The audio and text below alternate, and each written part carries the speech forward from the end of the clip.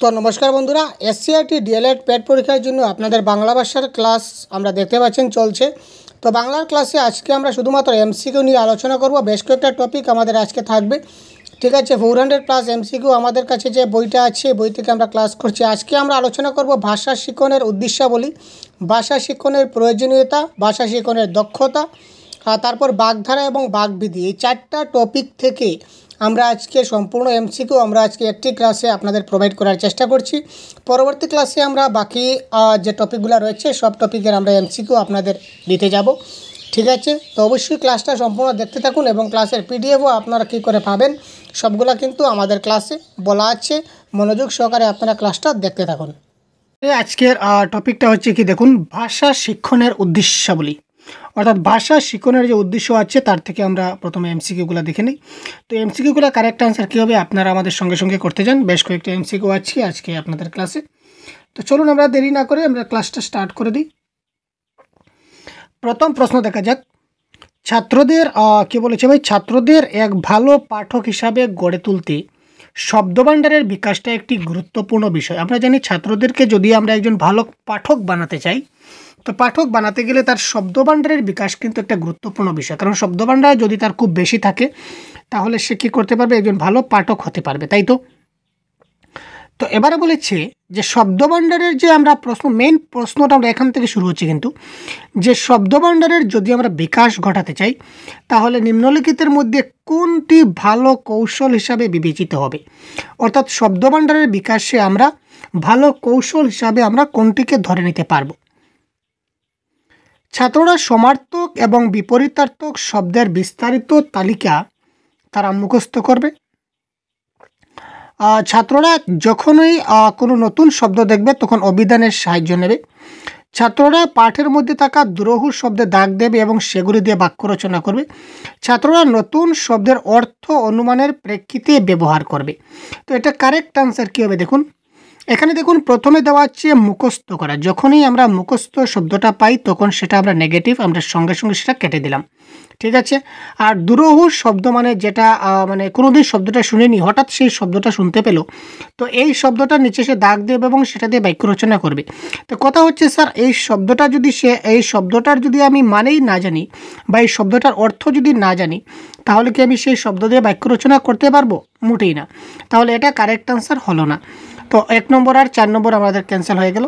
তারপর দেখি ছাত্ররা নতুন শব্দের অর্থ অনুমানের প্রেক্ষিতে ব্যবহার করবে। তারা কি করে, নতুন শব্দ যেটা তারা পেল তার কি করবে, তাদের অর্থ অনুমানের প্রেক্ষিতে ব্যবহার করবে। অর্থাৎ এই শব্দের অর্থ কি হতে পারে সেটা সে অনুমানের ভিত্তিতে ব্যবহার তার শিখবে। এটা হবে কারেক্ট আনসার, যে এই শব্দের অর্থটা ওটা হতে পারে। কারণ এখানে অভিধান দিয়েছে, অভিধান মানে ডিকশনারি। তো ডিকশনারি যদি আমরা বারবার যদি খুলতে থাকি আর দেখতে থাকি তাহলে অনেক সময়ের অপচয় হবে এবং একটা বোরিং ফিল হবে ছাত্রদের, যার কারণে এখানে অপশন নাম্বার ঘ হয়ে যাবে এই ক্ষেত্রে কি কারেক্ট আনসার, ঠিক আছে। আশা করি বোঝা গেল। তারপর দেখে নেওয়া যাক নেক্সট প্রশ্ন। প্রতিটি ভাষা শ্রেণীকক্ষে চরিত্র অভিনয় এক অবিচ্ছেদ্য অংশ হওয়া উচিত। প্রত্যেকটা ভাষা শ্রেণীকক্ষে চরিত্র অভিনয় একটা অবিচ্ছেদ্য অংশ উচিত। তার কারণ কি, কারণ আমরা যখন ভাষা শ্রেণীকক্ষে যখন আমরা ক্লাস করাই তখন চরিত্র অভিনয়ের মাধ্যমে যদি আমরা একটা ক্লাস কন্ডাক্ট করি তাহলে ক্লাসটা কিন্তু অনেক কি বলবো আমরা অবিচ্ছেদ্য অংশ, মানে ক্লাসটা অনেক স্বতঃস্ফূর্ত হয়, যার কারণে ছাত্ররা খুব সহজে, অর্থাৎ আমরা চরিত্র অভিনয়ের মাধ্যমে আমরা ক্লাসটাকে স্বতঃস্ফূর্ত করতে পারি, ছাত্রদের ভালো করে বোঝাতে পারি। তো এখানে বলেছে যে তার কারণ কি, প্রত্যেকটা শ্রেণীকক্ষে চরিত্র অভিনয়টা একটা অবিচ্ছেদ্য অংশ উচিত। তার কারণ কি, এটি ছাত্রদের খোলামেলাভাবে পরনিন্দা পরচর্চা করতে দেবে। আরে না ভাই, আমরা পিএনপিসি করি না, কখনো কারুর পরনিন্দা পরচর্চা করি না, এটা ক্যান্সেল, ঠিক আছে। এটি একটি ফলপ্রসূ শ্রেণীকক্ষ পরিচালনা প্রকৌশল। তারপর দেখে নেওয়া যাক, এটি ছাত্রদের কাহিনী মনে রাখতে সাহায্য করে। এটি ছাত্রদের অর্থপূর্ণ ভাষা কাজে ব্যস্ত রাখতে সাহায্য করে। আমরা ছাত্রদের কখনো ব্যস্ত রাখি না, ছাত্রদেরকে আমরা ভাষা কাজে ব্যস্ত রাখলাম মানে কি, একটা কাজ দিয়ে আপনাকে বিজি করে রেখে দিলাম ব্যস্ত, তার মানে আপনি যদি বোরিং ফিল করেন তখনও আপনাকে কাজটা করতে হবে, আর যদি বোরিং ফিল না করেন তখনও আপনার কাজটা করতে হবে। তো ছাত্রদেরকে আমরা কখনো বোরিং ফিল করতে দিতে পারি না, সুতরাং তাদেরকে কখনো আমরা ব্যস্ত রাখতে পারি না, সুতরাং কারেক্ট আনসার এটা হলো না। তো এটা কারেক্ট আনসার হয়ে যাবে কি, যদি আমরা কি বলবো, যদি একটা কাহিনী চরিত্র অভিনয়ের মাধ্যমে, অর্থাৎ আমরা যখন আপনারা নিজে ভাবুন, যখন আপনারা একটা ফিল্ম দেখি, যখন আপনারা একটা ফিল্ম দেখেন বা আমরা যখন একটা ফিল্ম দেখি, তখন কি হয়, এই ফিল্মের যে কাহিনী বা এই নাটকের যে কাহিনী, এই কাহিনীগুলো বা সিরিয়ালের কাহিনীগুলো আমাদের কিন্তু মনে থাকে, তাই তো? কারণ আমরা কিন্তু কোনো বই পড়ছি না, বই না পড়ার পরেও এই যে কাহিনীটা আমাদের কিন্তু মনে থাকে। কেন? আমরা যে ফিল্মটা দেখলাম বা সেই ছবিটা দেখলাম বা নাটকটা দেখলাম বা সিরিয়ালটা দেখলাম, এটা কি কি কাহিনী রয়েছে সবগুলো কিন্তু আমাদের অনেক দিন মনে থাকে, যার ফলে চরিত্র অভিনয়ের মাধ্যমে কি হয়, আমাদের ক্ষেত্রে যদি মনে থাকে তো ছাত্রদের কেন থাকবে না, তাদের তো আরও বেশি মনে থাকবে, কারণ তারা উৎসাহিত বোধ করবে। তো কারেক্ট আনসার, এটি ছাত্রদের কাহিনী মনে রাখতে সাহায্য করবে। তারপর দেখি ভাইগোটস্কি। ভাইগোটস্কি হচ্ছেন একজন কি বলবো, সাইকোলজিস্ট। তো তার মত অনুসারে একটি ভাষা শেখার গুরুত্বপূর্ণ অঙ্গ হচ্ছে পাঠ্যপুস্তক, অভিধান, সামাজিক মেলামেশা না রেডিও। এটা আপনারা সবাই জানেন। তো কারেক্ট আনসার কী হবে? Question number 3।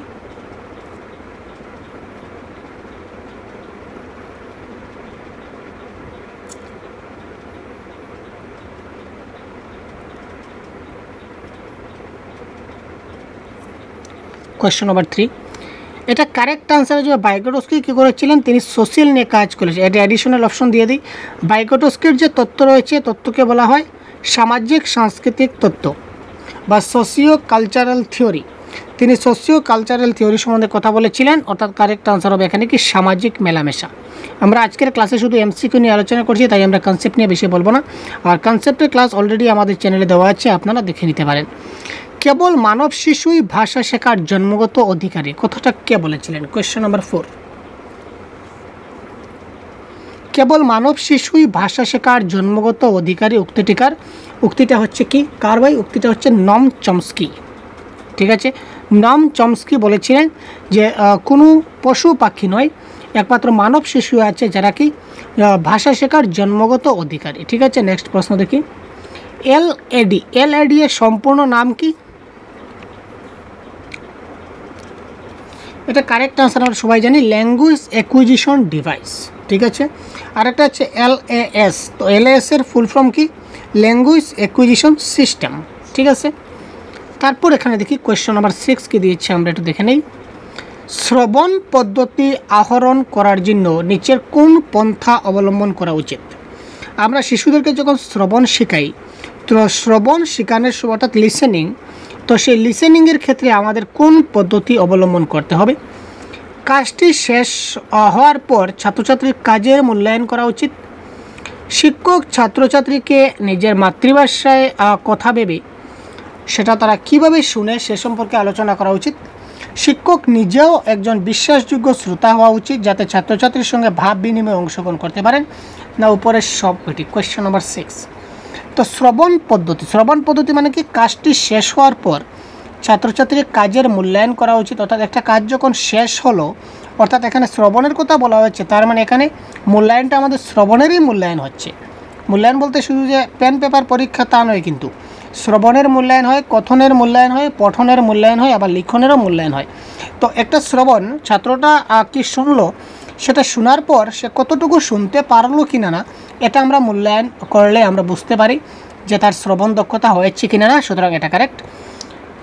তারপর দেখুন, শিক্ষক ছাত্রছাত্রীকে নিজের মাতৃভাষায় কথা বলে, অর্থাৎ মাতৃভাষার মাধ্যমে যদি আমরা কথাবার্তা বলি, তখন তারা কী করবে? ভালো করে শিখতে পারবে বা বুঝতে পারবে, শ্রবণ করতে পারবে। এটাও কারেক্ট। তো শিক্ষকের নিজেও একজন বিশ্বাসযোগ্য শ্রোতা হওয়া উচিত। একজন শিক্ষক উনি যে শুধু ছাত্রদের বলে যাবেন আর ছাত্ররা কিছু বললে ইনি যে শুনবেন না, এটা কিন্তু কথা নয়। অর্থাৎ পরস্পরের ভাব বিনিময়, ছাত্র এবং শিক্ষকের সঙ্গে কি করতে হয়? পরস্পরের ভাব বিনিময় করতে হবে। অর্থাৎ কি, ছাত্রর কথা শিক্ষক শুনতে হবে, শিক্ষকের কথাও ছাত্র শুনতে হবে।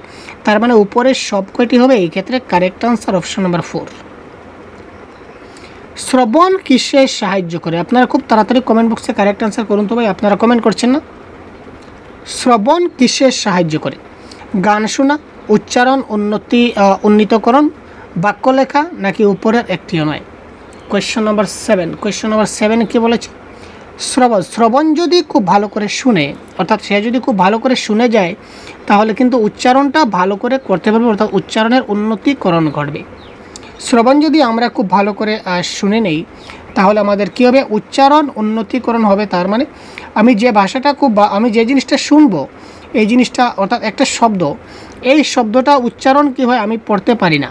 তো কেউ যদি আমাকে উচ্চারণ করে দেয় যে এটা হচ্ছে দূরদর্শনের অনুষ্ঠান, দূরদর্শনের অনুষ্ঠান, তো এই অনুষ্ঠান এখানে কি লেখা আছে, এটা উচ্চারণ কী হবে, এটা কিন্তু আমি শ্রবণের মাধ্যমে বুঝলাম। ঠিক আছে, সুতরাং এখানে উচ্চারণ উন্নতিকরণ হবে কারেক্ট আনসার। নিম্নলিখিতগুলির মধ্যে ভাব বিনিময় না হওয়া শ্রবণ প্রক্রিয়া, যেখানে ভাব বিনিময় হয় না।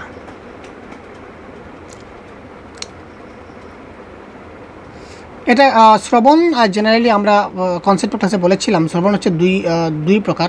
একটা হচ্ছে একমুখী শ্রবণ প্রক্রিয়া, একটা হচ্ছে দ্বিমুখী শ্রবণ প্রক্রিয়া। তো একমুখী হচ্ছে কি বক্তৃতা বা ভাষণ, আপনি যখন স্টেজে যাবেন তখন সেটা কেউ একজন বক্তৃতা বা লেকচার দিচ্ছে, তখন সে তার মতো করে লেকচার দিবে, আপনার কথা শুনবে না। রেডিও যখন অনুষ্ঠান হবে, রেডিওতে যদি কোনো অনুষ্ঠান চলে, আপনি কিছু বললে রেডিও শুনবে না, রেডিও সে তার বলে যাবে। টিভিতে যে সকল অনুষ্ঠান হয়, টিভিকে আমি বললে কি টিভি থেমে যাবে?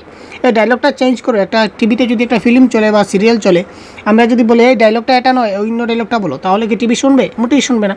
সুতরাং উপরের সব কয়টি হচ্ছে কি ভাব বিনিময় না হওয়া শ্রবণ প্রক্রিয়া, যেখানে আমরা ভাব বিনিময় করতে পারবো না।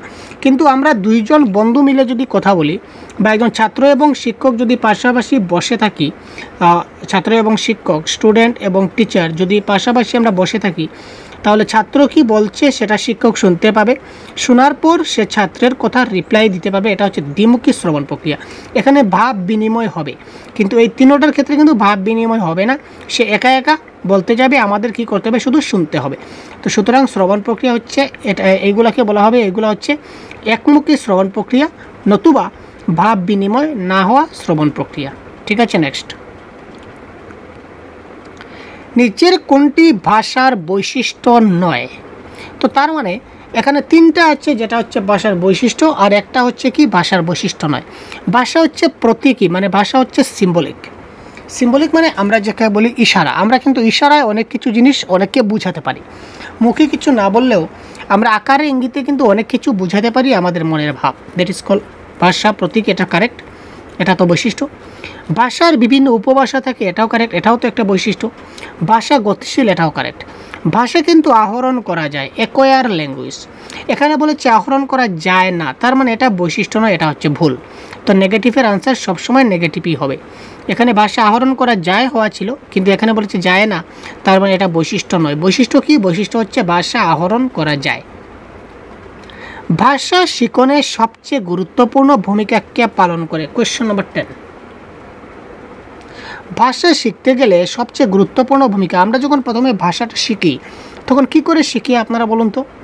আমরা যে ভাষাটা যে শিখি সেটা আমরা কি করে শিখি? আমরা নিশ্চয় ভাষাটা শুনে শুনে শিখি, তাই তো? কেউ বলে তারপর সেটা আমরা শুনলাম, তারপর শিখলাম। এই যে শুনলাম, শোনাকে কি বলা হবে? শোনাকে বলা হবে কি? শ্রবণ।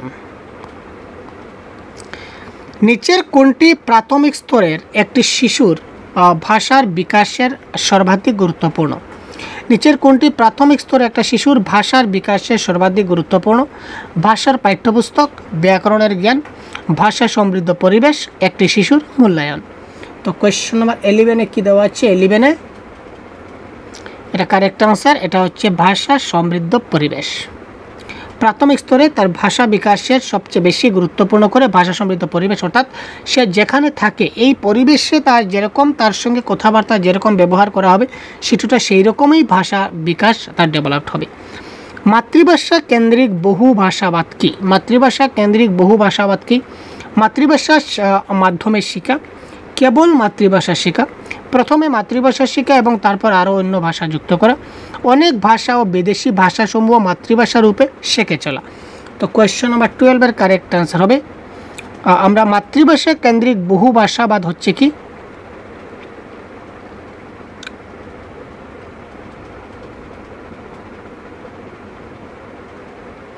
প্রথমে আমরা মাতৃভাষা শিখলাম, তারপর আমরা আরও অনেক ভাষা শিখলাম। ঠিক আছে, মাতৃভাষা কেন্দ্রিক বহু ভাষাবাদ হচ্ছে প্রথমে মাতৃভাষা শিখলাম এবং তারপর আমরা আরও অনেক ভাষা শিখলাম। ঠিক আছে, তো এই ছিল আজকের যে আমাদের ভাষা শিক্ষণের উদ্দেশ্য টপিক নিয়ে ক্লাস।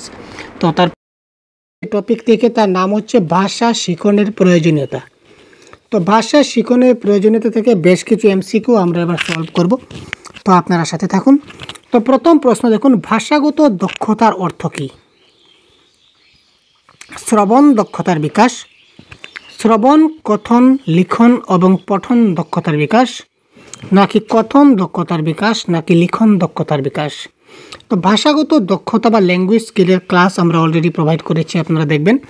তো ল্যাঙ্গুয়েজ দক্ষতা মানে হচ্ছে কি LSRW, যে সিকোয়েন্সটা রয়েছে এই সিকোয়েন্সটা হচ্ছে এই ধরনের, যে LSRW অর্থাৎ লিসেনিং, স্পিকিং, রিডিং, রাইটিং, শ্রবণ, কথন, পঠন, লিখন।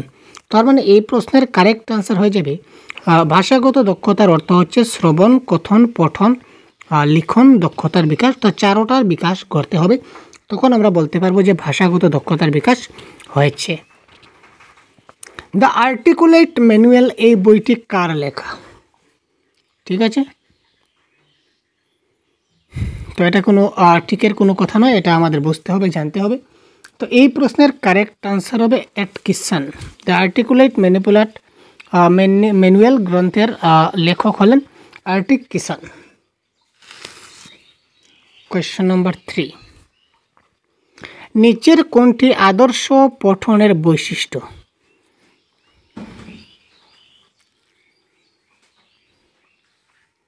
কোয়েশ্চন নম্বর 3,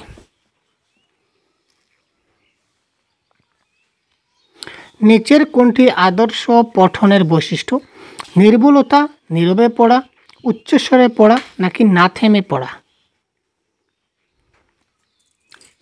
আমাদের না থেমে আমাদের কি বলে, না থেমে পড়াটা হয় না। আমাদের যখন দাড়ি বা কমা থাকে তখন আমাদের থেমে থেমে পড়তে হয়, তার মানে এটা বৈশিষ্ট্য হলো না। উচ্চস্বরে পাঠ, সবসময় কিন্তু উচ্চস্বরে পাঠ করলে হয় না, কথার একটা ফ্লুয়েন্সি থাকে, সেই ফ্লুয়েন্সি অনুযায়ী আমাদের পড়তে হয়। সবসময় নীরবে পাঠ করা সম্ভব না, তার মানে এই প্রশ্নের কারেক্ট আনসার হবে নির্ভুলতা। আমরা যা পড়বো তার যেন কোনো ভুল না হয়, আমরা যেন শুদ্ধভাবে পড়তে পারি, নির্ভুলভাবে পড়তে পারি, সুতরাং তার কারেক্ট আনসার হয়ে গেল নির্ভুলতা। ভাষাগত কোন দুইটি দক্ষতার মাধ্যমে শিক্ষার্থীরা ভাব গ্রহণ করতে পারে? অর্থাৎ গ্রহণমূলক দক্ষতা, ইনডাইরেক্টলি এখানে বলা হচ্ছে কি গ্রহণমূলক দক্ষতা। তো ভাষাগত দক্ষতা আমরা জানি কয়টা বলেছিলাম, চারটা। কী কী বললাম? LSRW। তো LSRWকে আবার দুইটা ভাগে ভাগ করা হচ্ছে, একটা হচ্ছে রিসেপটিভ স্কিল, একটা হচ্ছে প্রোডাক্টিভ স্কিল। রিসেপটিভ স্কিল মানে কি গ্রহণমূলক দক্ষতা, আর পি দিয়ে কি প্রোডাক্টিভ বা উৎপাদনমূলক দক্ষতা। তো রিসিভ মানে গ্রহণ, আমরা যখন কোনো কিছু শুনি তখন সেটা গ্রহণ করি, আর যখন আমরা নিজে কিছু পাঠ করি বা পঠন করি তখন সেটা আমরা গ্রহণ করি। তার মানে L এবং R হচ্ছে রিসেপটিভ স্কিল, আর S এবং W হচ্ছে কি প্রোডাক্টিভ স্কিল। তো L এবং R হচ্ছে রিসেপটিভ মানে গ্রহণ করা, তো এখানে কারেক্ট আনসার হবে শ্রবণ এবং পঠন। L মানে লিসেনিং মানে শ্রবণ, আর R মানে রিডিং, রিডিং হচ্ছে কি পঠন। ঠিক আছে, তারপর আমরা দেখি পরবর্তী প্রশ্ন, কোয়েশ্চেন নম্বর 5-এ কী দিয়েছে। সরব পাঠ কোন শ্রেণীর শিক্ষার্থীদের জন্য? সরব পাঠটা কাদের জন্য, মানে জুড়ে জুড়ে যারা পাঠ করা, এটা কাদের জন্য? নিম্নতর শ্রেণীর জন্য, উচ্চতর শ্রেণীর জন্য, প্রতিবন্ধী শ্রেণীর জন্য, না উপরের একটিও নয়? এটা ছোট ক্লাসের শিশুদের আমরা সরব পাঠ করাই বাধ্যতামূলক, কারণ সেখানে উচ্চারণের একটা ব্যতিক্রম থেকে যায়, কারণ ছোট শিশুরা উচ্চারণ করতে অনেক সময় ভুল করে, যার কারণে সে যদি সরব পাঠ করে তখন তার উচ্চারণগুলো ঠিক হবে। তার জন্য আমরা ছোটো শিশুদের সবসময় সরব পাঠ করিয়ে থাকি। তো তার জন্য এটা কারেক্ট আনসার হয়ে গেল অপশন নাম্বার ক। একটি কবিতা পাঠের ক্ষেত্রে মুখ্য বিষয় কী? কোয়েশ্চন নাম্বার 6, কারেক্ট আনসার কী হবে খুব তাড়াতাড়ি কমেন্ট করুন। কোয়েশ্চন নাম্বার 6, আপনারা আমাদের সঙ্গে সঙ্গে আনসারগুলো করতে যান, তখন দেখবেন যে আপনারা অনেক কিছু জিনিস আপনাদের আয়ত্তের মধ্যে চলে আসছে। তো একটি কবিতা পাঠের ক্ষেত্রে মুখ্য বিষয় কী? বিষয়ের সম্পর্কে ধারণা, ব্যাকরণের খুঁটিনাটি বিশ্লেষণ করা, রস আস্বাদন করা, উপরের সব কয়টি? তো কবিতার মধ্যে কি থাকে? একটা কবিতার মধ্যে কি থাকে? কবিতার মধ্যে ছন্দ এবং অলঙ্কার থাকে।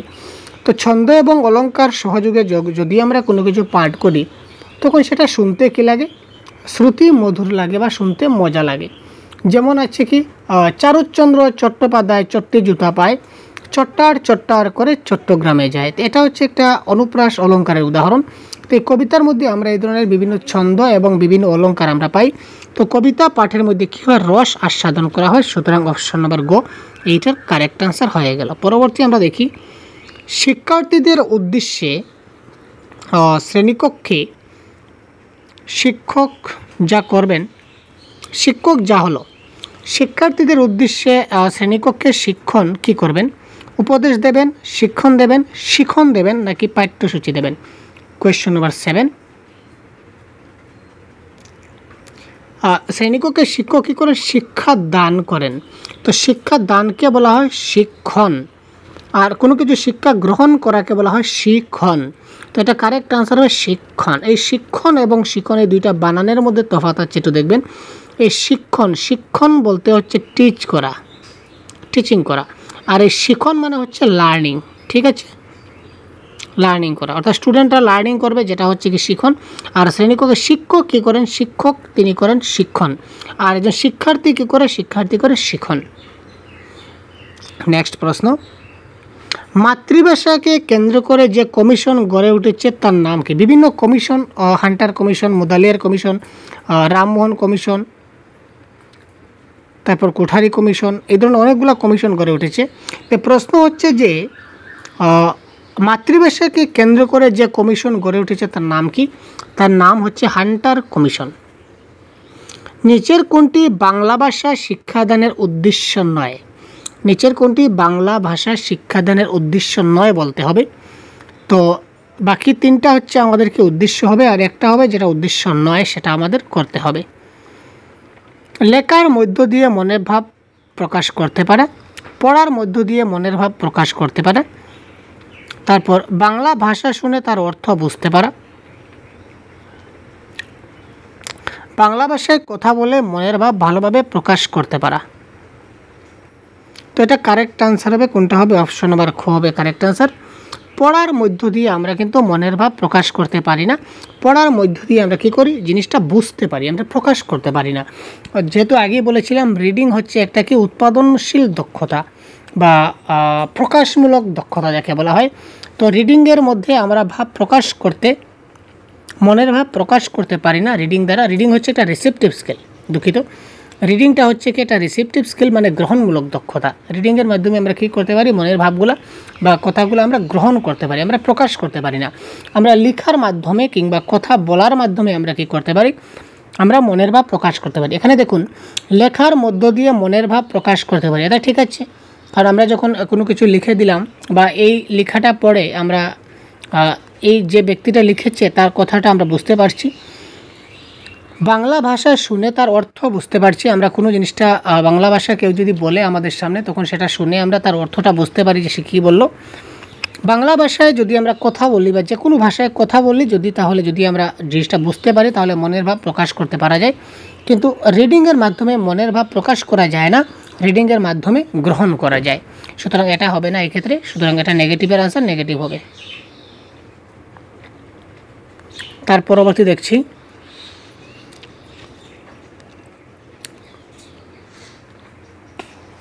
নিচের কোনটি মাতৃভাষায় শিক্ষাদানের উদ্দেশ্য এবং লক্ষ্য নয়? দেখুন, লক্ষ্য নয় বলেছে বা উদ্দেশ্য নয় বলেছে, খুব ভেবেচিন্তে উত্তর দিতে হবে। মাতৃভাষায় শিক্ষাদানের প্রধান লক্ষ্য হচ্ছে মূল্যবোধের বিকাশ সাধন, মূল্যবোধ বিকাশ সাধন করতে হবে। মাতৃভাষায় আমরা কল্পনা শক্তির বিকাশ ঘটাই, অর্থাৎ শিশুরা ইমাজিন করতে পারে তারপর কি হবে, ঘটনা যদি একটা বলি তার পরবর্তী ঘটনা কি হতে পারে সেটা সে অনুমান করতে পারে। যার উপর একটা বিগ বুক রয়েছে, বিগ বুকের মাধ্যমে আমরা যদি তাকে পড়াই তখন তার কল্পনা শক্তির বিকাশ বা ডেভেলপমেন্ট ঘটে।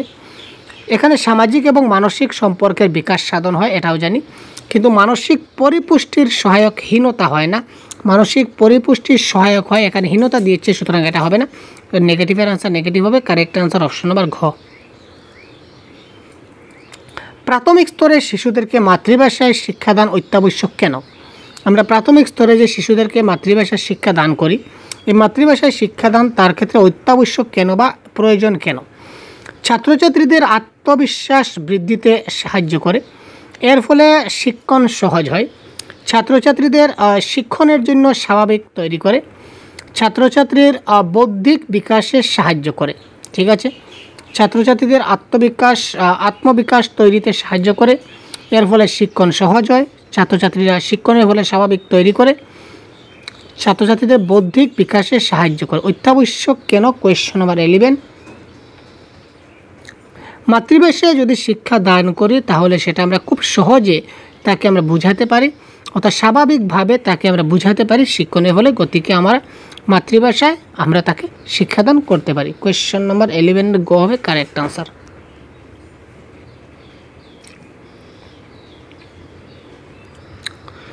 সুসম্পূর্ণ বাংলা অক্ষরযুক্ত সর্বাপেক্ষা প্রাচীন গ্রন্থ। কোয়েশ্চন নম্বর 12। সর্বপ্রথম যেটা প্রাচীন বাংলার নিদর্শন বাংলা অক্ষরযুক্ত বলেছে, তো বাংলা অক্ষরযুক্ত যদি হয় তাহলে সেটা হবে আমাদের কারেক্ট আনসার শ্রীকৃষ্ণ কীর্তন। চর্যাপদ প্রাচীন আমাদের আমরা বলেছি, কিন্তু চর্যাপদের লিপিগুলা কিন্তু বাংলা লিপি ছিল না, ঠিক আছে। আর শ্রীকৃষ্ণ কীর্তন বাংলা লিপি দিয়ে বাংলা অক্ষর দিয়ে রচিত হয়েছে, যার ফলে সম্পূর্ণটা কিন্তু বাংলা ভাষায় ছিল। চর্যাপদ সম্পূর্ণটা বাংলা ভাষায় ছিল না। বাংলা সনেটের জনক কাকে বলা হয়? Question number 13 factual question. এটা হচ্ছে মাইকেল মধুসূদন দত্ত, আমরা সবাই জানি। বাংলা ভাষার মূল উৎস কী, অর্থাৎ বাংলা ভাষা কোথা থেকে এসেছে? কোয়েশ্চন নাম্বার 14 গুরুত্বপূর্ণ প্রশ্ন। বাংলা ভাষা এসেছে প্রাকৃত ভাষা থেকে, প্রাকৃত থেকে আমরা বাংলা ভাষা সৃষ্টি হয়েছে।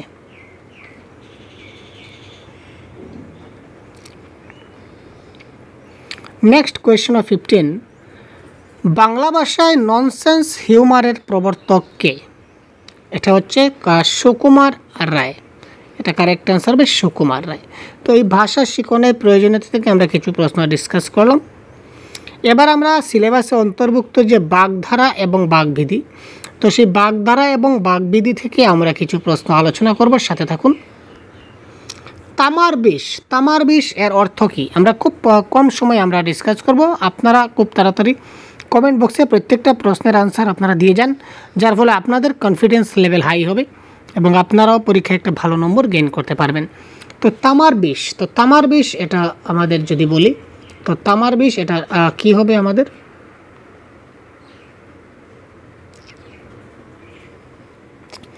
তামার বিষের অর্থ হচ্ছে কি? অর্থের কুপ্রভাব। কি হচ্ছে ভাই? অর্থের কুপ্রভাব। আবার যদি প্রশ্ন আসছে আমড়া কাঠের ঢেকি, এর অর্থ কী? এই প্রশ্নগুলো কিন্তু খুব গুরুত্বপূর্ণ, কারণ এই প্রশ্নগুলো কিন্তু প্রিভিয়াস ইয়ার কোয়েশ্চন আমরা অ্যানালাইজ করে আমরা এই প্রশ্নগুলো আমরা সেট করেছি, ঠিক আছে। আপনারা আমাদের অ্যাপের সহজগুরু অ্যাপ ডাউনলোড করলে আপনারা এই সম্পূর্ণ ক্লাসের পিডিএফটা পেয়ে যাবেন, ঠিক আছে। প্লে স্টোর থেকে আপনারা এই সহজগুরু অ্যাপটা ডাউনলোড করে নেবেন, তখন আপনারা এই পিডিএফটা আপনারা পেয়ে যাবেন। আমড়া কাঠের ঢেকি, আমড়া কাঠের ঢেকি এর অর্থ কী? Question number 2। এটা কারেক্ট আনসার হবে আমড়া কাঠের ঢেকি বলতে অপদার্থকে বোঝানো হয়, অপদার্থ। উড়নচণ্ডী, উড়নচণ্ডী বাগধারাটির অর্থ কী? উড়নচণ্ডী, এটা কারেক্ট আনসার হবে অমিত বেয়ী। উড়ে এসে জুড়ে বসা, আমরা বলি না উড়ে এসে জুড়ে বসা, মানে হঠাৎ কোথা থেকে চলে আসলো। তো এটা কারেক্ট আনসার হবে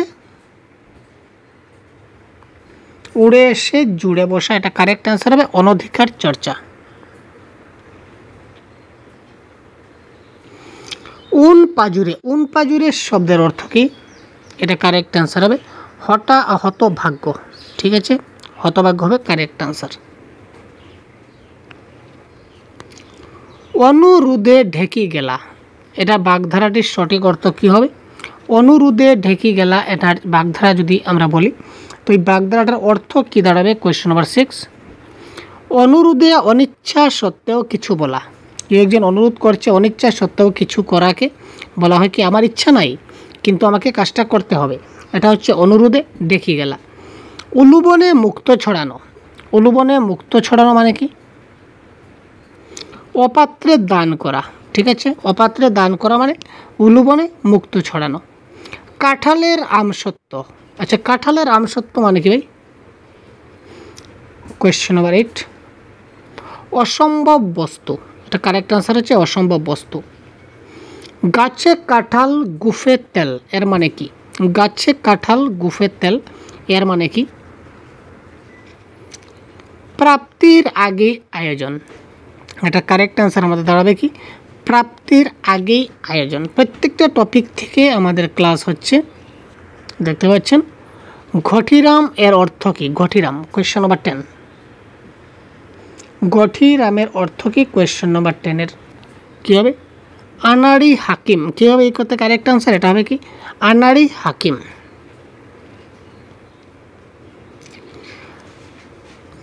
বাগধারা ও বাগভিদির প্রয়োগের 11 নম্বর প্রশ্ন। জলে কুমির ডাঙ্গায় বাঘ, এটা অতি গুরুত্বপূর্ণ একটা পয়েন্ট। জলে কুমির ডাঙ্গায় বাঘ এর সঠিক অর্থ কী দাঁড়াবে? এটা হচ্ছে উভয় সংকট। এটা কারেক্ট আনসার কি? উভয় সংকট। তালপাতার সেফাই, তো তালপাতার সেফাই এর অর্থ কী দাঁড়ালো? Question number 12। এটা কারেক্ট আনসার হবে ক্ষীণজীবী।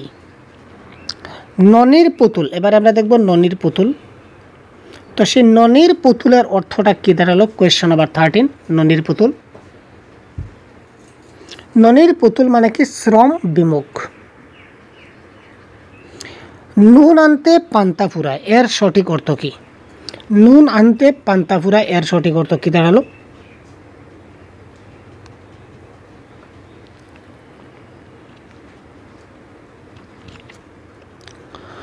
অত্যন্ত অভাবের মধ্যে দিন যাপন, ঠিক আছে ভাই? অত্যন্ত অভাবের মধ্যে দিন যাপনকে বলা হয় কি? নুন আনতে পান্তা ফুরায়। রফা নিষ্পত্তি, তো এই রফা নিষ্পত্তির অর্থ কী? এটা কারেক্ট আনসার হবে কি? অপশন নম্বর খ, মানে মীমাংসা। ঠিক আছে, মীমাংসা। তো আপনারা দেখতে পাচ্ছেন আমরা ক্লাস করছি এসসিআরটি ডিএলএড পেট পরীক্ষার একটা সম্পূর্ণ একটা ক্লাস প্রোভাইড করছি, এবং আমাদের কাছে যে পিডিএফ নিয়ে আমরা ক্লাসটা করছি, এই পিডিএফটা, এই টোটাল পিডিএফে আমাদের 400 এমসিকিউ আছে। 400 এমসিকিউ আছে। এই সম্পূর্ণ যে টপিকগুলো দেখতে পাচ্ছেন, এই টপিকের ভিত্তিতে এই প্রত্যেকটা টপিকের এখানে কিন্তু কারেক্ট আমাদের এমসিকিউ রয়েছে, শুধু এমসিকিউ টাইপ।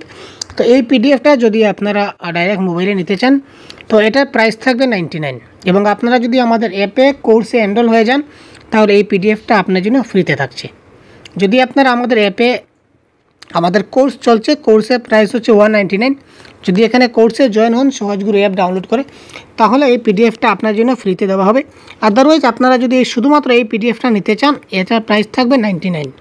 যদি আপনারা নিতে চান তাহলে অবশ্যই আমাদের এই অফিসিয়াল হোয়াটসঅ্যাপ নম্বর দেখতে পাচ্ছেন, তো সেই হোয়াটসঅ্যাপ নম্বরে আপনারা যোগাযোগ করবেন, 99 পেমেন্ট করে দেবেন। আমরা আপনাকে হোয়াটসঅ্যাপে এই যে পিডিএফ ফাইলটা আমরা হোয়াটসঅ্যাপে আপনাকে সেন্ড করে দেব। ঠিক আছে, এই সম্পূর্ণ এই যে পিডিএফটা দেখতে পাচ্ছেন, এই পিডিএফটা। তো চলুন এবার আমরা তার পরবর্তী যে প্রশ্নগুলো রয়েছে এগুলো দেখি। তো এবারের প্রশ্ন হচ্ছে কি, টপিক কি? এবারের টপিকটা আমরা দেখি ভাষা শিখনের দক্ষতা, অর্থাৎ শ্রবণ, কথন, পঠন, লিখন যে দক্ষতা আছে, এখান থেকে কী ধরনের প্রশ্ন আসে। ভাষা শিক্ষার প্রারম্ভিক কালে কি জানার প্রয়োজন হয় না? ভাষা শিক্ষার প্রারম্ভিক কালে মানে ভাষা শিক্ষার শুরুতে ভাষার বিকাশ, ভাষার উদ্ভব, সৃজনশীলতা। তো প্রারম্ভিক কালে কিন্তু আমরা শিশুদেরকে ব্যাকরণ শেখাই না, বা ব্যাকরণ শেখার প্রয়োজন হয় না।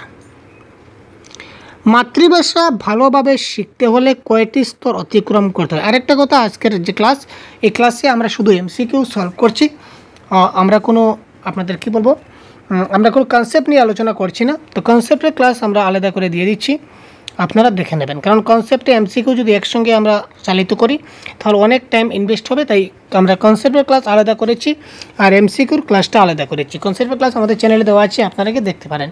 তো আজকে এবার আমরা শুধু এমসিকিউর ক্লাসটা আমরা করছি। তো এই প্রশ্নের কারেক্ট আনসার হবে, মাতৃভাষা ভালোভাবে আয়ত্ত করতে গেলে আমাদের কয়টা স্তর পার করতে হবে? অপশন নম্বর 4টা। কী? এই যে শ্রবণ, কথন, পঠন, লিখন, এই 4টা কিন্তু কমপ্লিট করতে হবে। ভাষা শিক্ষণের আধুনিক পদ্ধতি কোনটি? Question number 3। ভাষা শিক্ষণের আধুনিক পদ্ধতি মানে নতুন যে পদ্ধতিটা বেরিয়েছে, এটাকে বলা হয় যোগাযোগ পদ্ধতি। ঠিক আছে, কমিউনিকেটিভ অ্যাপ্রোচ। ভাষা শিক্ষণ কৌশলের প্রথম শর্ত কোনটি? Question number 4। প্রথম, দেখুন প্রথম হচ্ছে কি LSRW, সিকোয়েন্সটা মাথায় রাখুন, LSRW, listening, speaking, reading, writing, অর্থাৎ শ্রবণ, কথন, পঠন, লিখন। তো প্রথম শর্ত কোনটা? শ্রবণ। দ্বিতীয় কোনটা? কথন। তৃতীয় কোনটা? পঠন। আর একদম শেষ বা লাস্টের 4 নম্বর কোনটা? লিখন। তো এখানে আমাদের প্রথম দিয়েছে, প্রথম হবে শ্রবণ। আপনাদের পরীক্ষায় যদি শেষ দিয়ে দেয় তাহলে হবে কি? লিখন। এইভাবে জিনিসটা বুঝে নেবেন। চিত্রের মাধ্যমে শিশু নিচের দক্ষতাগুলি কোনটা খুব তাড়াতাড়ি বুঝতে পারবে? যদি চিত্রের মাধ্যমে শিশুদেরকে যদি আমরা কিছু শেখাই তাহলে তারা কি করে খুব তাড়াতাড়ি দক্ষতাগুলো আয়ত্ত করতে পারবে? কোয়েশ্চেন নাম্বার 5-এ কি বলেছে? এটা হবে ভাষা শুদ্ধভাবে বলা। চিত্রের মাধ্যমে যদি আমরা তাকে কোনো কিছু শেখাই তাহলে সে যে দক্ষতাগুলো বিকাশ ঘটবে সেটা হচ্ছে কি? ভাষা শুদ্ধভাবে বলতে পারবে। যদি চিত্র দেখে দেখে যদি তাকে আমরা বলাই বা চিত্র দেখে দেখে যদি সে কোনো কিছু শিখে। পঠনের ক্ষেত্রে সবচেয়ে গুরুত্বপূর্ণ বিষয় কি?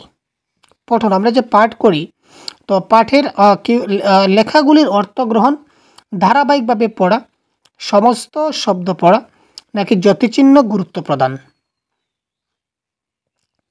এখানে আক্ষরিক অর্থে আপনারা দেখলে বুঝবেন যে সবগুলোই অপশন কিন্তু আপনার কারেক্ট মনে হবে, কিন্তু একটা জিনিস পড়ে অর্থাৎ এই জিনিসটা পাঠ করে এই জিনিসটার মধ্যে কী লেখা ছিল এটা যদি বুঝতে না পারি তাহলে কিন্তু এই পঠনের আমার কাছে কোনো মূল্য রইল না।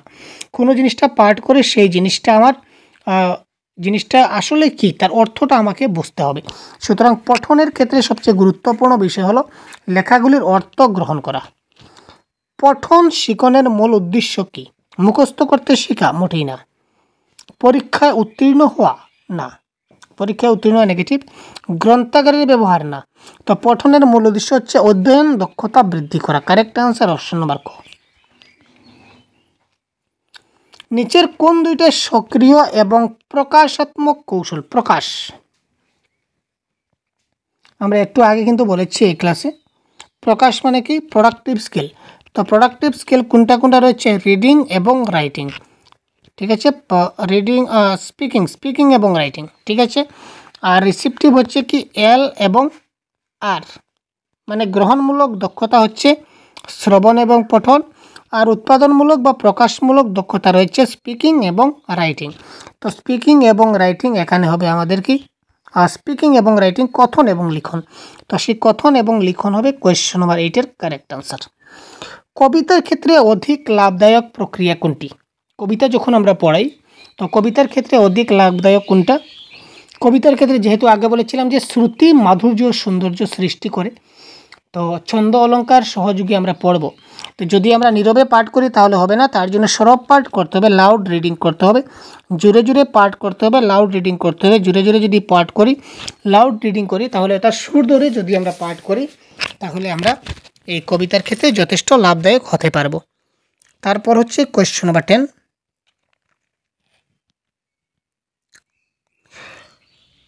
যোগাযোগ ভাষা সাক্ষরতার জ্ঞান কিভাবে আহরণ করা যায়? যোগাযোগ বা ভাষা সাক্ষরতার ভাষা ও সাক্ষরতার জ্ঞান কিভাবে আহরণ করা যায়? শুধু নিরীক্ষণের মাধ্যমে, শুধু শ্রবণের মাধ্যমে, নিরীক্ষণ অনুকরণ এবং শ্রবণের মাধ্যমে, শুধু শারীরিক অনুকরণের মাধ্যমে। এখানে দেখুন একটা ট্রিক আছে পেডাগজিতে, যদি কোনো আপনারা অপশনে শুধু পান, শুধু অপশনগুলো কখনো কারেক্ট আনসার হয় না, এটা কেটে দেবেন।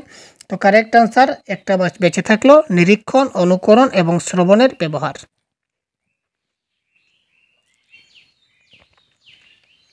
নিচের কোন পদ্ধতি মাতৃভাষা শিখনে কোনো ভূমিকা পালন করে না? মাতৃভাষা শ্রবণে আমাদের মাতৃভাষা লাগবে, লিখনেও লাগবে, পঠনেও লাগবে, কিন্তু দেখতে গেলে কিন্তু মাতৃভাষা লাগবে না। অনেক সময় আমরা অনেক কিছু আমরা সিনেমা দেখি, ফিল্ম দেখি, যেগুলো যে ভাষাগুলো আমরা জানি না, কিন্তু এগুলোও কিন্তু আমরা দেখি, শুধু পিকচার দেখি কিন্তু আনন্দ লাভ করি, হয়তো তার অর্থ বুঝি কিংবা না বুঝি। গতিকে এখানে দর্শন ভূমিকা পালন করে না। মাতৃভাষা শিখনে কোন ভাষা সবচেয়ে গুরুত্বপূর্ণ ভূমিকা পালন করে? মাতৃভাষা শিখনে কথ্য ভাষা, লেখ্য ভাষা, উপভাষা নাকি বিদেশি ভাষা? তো মাতৃভাষা শিখনে সবচেয়ে বেশি যেটা ভূমিকা পালন করে এটা হচ্ছে কথ্য ভাষা। আমরা যে ভাষায় কথা বলি ওই ভাষাটা আমরা মাতৃভাষা, মায়ের কাছ থেকে অর্থাৎ ঘরের ভাষা। মাতৃভাষাটা শিখতে শিখতে এই মাতৃভাষা এবং গৃহভাষার মধ্যে পার্থক্য আছে, আমরা আসছি, টপিকে আমরা আসবো, দেখবেন। শ্রবণ ও পঠন হলো। তো এই প্রশ্নের কারেক্ট আনসার কোয়েশ্চেন নম্বর 13। এটা তো আমি বলবো না আপনাদের, কারণ এটা আমি কতবার বলে দিয়েছি অলরেডি। তো এই প্রশ্নের কারেক্ট আনসার কী হবে আপনারা তাড়াতাড়ি কমেন্ট করুন, এটা কিন্তু আমি বলছি না ভাই। শ্রবণ এবং পঠন কি? উৎপাদনমূলক দক্ষতা, সুগ্রাহী দক্ষতা। সুগ্রাহী দক্ষতার আরেকটা নাম রয়েছে রিসিপটিভ স্কিল বা গ্রহণমূলক দক্ষতা। কৌতূহল উদ্দীপক দক্ষতা নাকি যুক্তি নির্ভর দক্ষতা? তো কোয়েশ্চেন নাম্বার 13 খুব তাড়াতাড়ি আপনারা কমেন্ট বক্সে পিন করুন। কারেক্ট আনসার কীভাবে লিখুন, এইভাবে লিখুন যে কোয়েশ্চেন নাম্বার 30 ABCD কোনটা হবে কারেক্ট আনসার। কারণ আফটার অল এক্সাম তো আপনারা দেবেন ভাই, প্রিপারেশন আপনারা করবেন, তাই না? আপনাদের প্রিপারেশন করা জরুরি, তাই তো না? বিনা প্রিপারেশনে পরীক্ষায় চলে যাবেন। যত ভালো প্রিপারেশন করে যাবেন তত আপনাদের মঙ্গলজনক ভাই।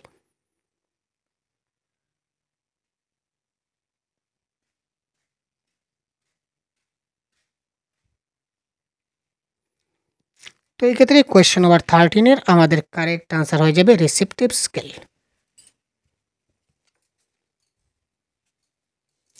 তারপর দেখি শিশুদের লেখা শেখানোর সময় একজন শিক্ষকের কি করা উচিত।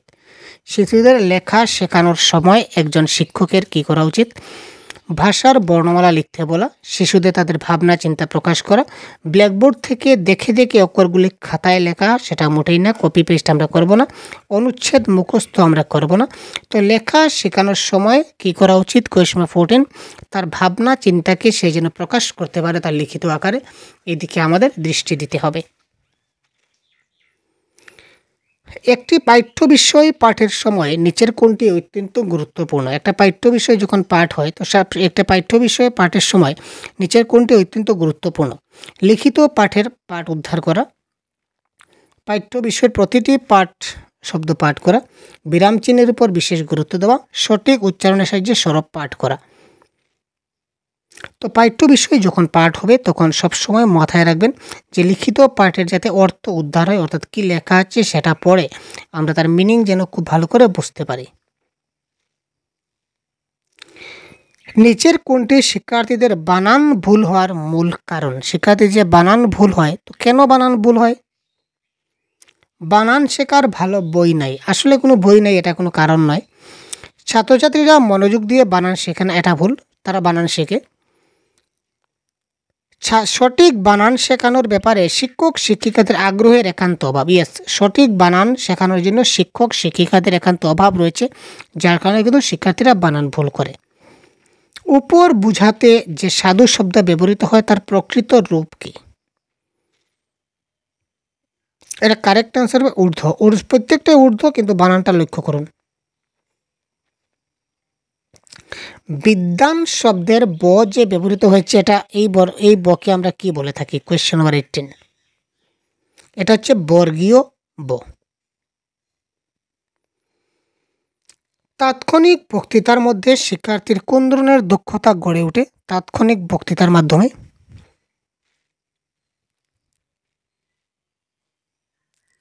তো তাৎক্ষণিক বক্তৃতার মাধ্যমে কি গড়ে ওঠে?